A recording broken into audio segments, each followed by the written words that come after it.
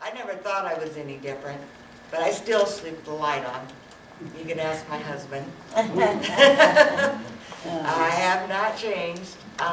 When I was young, I did the bad thing and played a Ouija board with my cousin. And we asked it who she was going to be married to.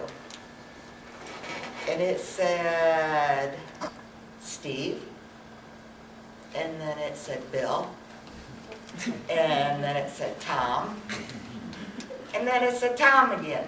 Now mind you, I'm only probably 13 and we're laughing. She's on husband number 2 then. And we're laughing thinking, oh, you're going to marry Tom twice. No, she found 2 different Toms. And she's still on Tom. When it came to my turn, it said I was going to marry TJ. And you're thinking, what kind of name is that? I don't even know a TJ. And then it said I was going to marry Elmer. And then I'm thinking, an old farmer?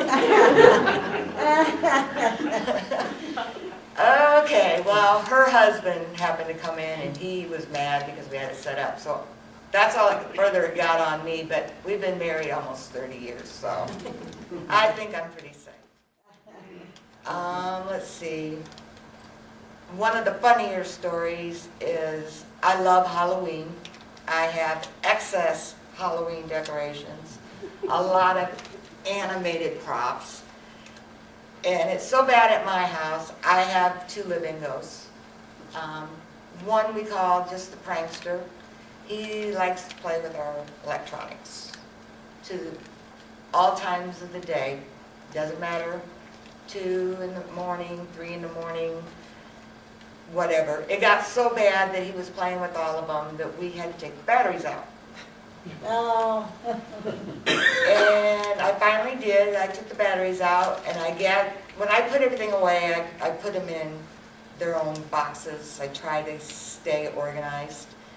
And we had this, I know y'all have seen it, it's the bowl with the hand in it. And when you stick your hand in it, it says something Halloween. Yeah. I put it all on the table, and I put the batteries back in. I said, this is your last chance. If you're really here, I'm going to put you away. And I turned around to get the box, and it says, Happy Halloween, trick or treat. So I took the batteries back out.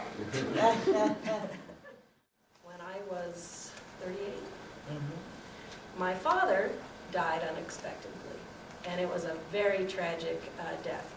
He lived up in Carthage, Illinois, and the plumbing system, the sewer system had stopped up at his residence, and all the raw sewage for the whole subdivision, which was about 13 houses, did not go into the sewer at his spot. It went into his crawl space under his house. There were 20,000 gallons of raw sewage in my father's basement. Reports and doctor reports that he did have hydrogen sulfide poisoning from the raw sewage that was in the basement. But it was 20,000 gallons of raw sewage. So that was pretty traumatic. And for the first year after my dad's death, my brother and my sisters and I really wanted to know, should we try to take the city of Carthage to court to make them fix that sewer? We didn't want any money. We just didn't want anybody to move back into that home and have the same thing happen to them, because they had not placed, whoever had built that subdivision did not place large enough sewage pipes. And that's why it backed up into my dad's basement. So that was our goal. Can we get them? Because they wouldn't talk to us. They just wouldn't have anything to do with us. And so we really went back and forth. It was going to cost us a lot of money to take them to court. And I think it was just such a hardship on us because of the way he died. So one day I was in my kitchen, and my ex-husband at the time was in the kitchen too, and he was ironing his pants on an ironing board, and I was just sitting on the stairway talking to my sister on the phone about all the different legal costs and what the court and the lawyers were saying and everything. And I'm sitting there talking to her, and all of a sudden, one of my pots that was on the very top of my kitchen cabinets just came crashing to the floor. Well, you know, your first thought is, well, it got too lopsided on one side, just got too heavy, and it just fell to the floor. Okay, well, that was weird, but okay. So I was finished, or started talking to my sister again, and my ex-husband could be really pretty uncaring when it came to my dad. He could say some things that were not very nice. And he's sitting there ironing his pants, and he stopped, and he said something to me about my dad that wasn't very nice.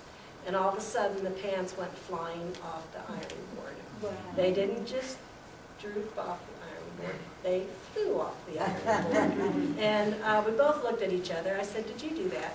He goes, "No." I said, "Really? You didn't do that?" And he goes, "No, I didn't touch those pants." And they went flying off the ironing board. I think that was my first step into delving into the mysteries of the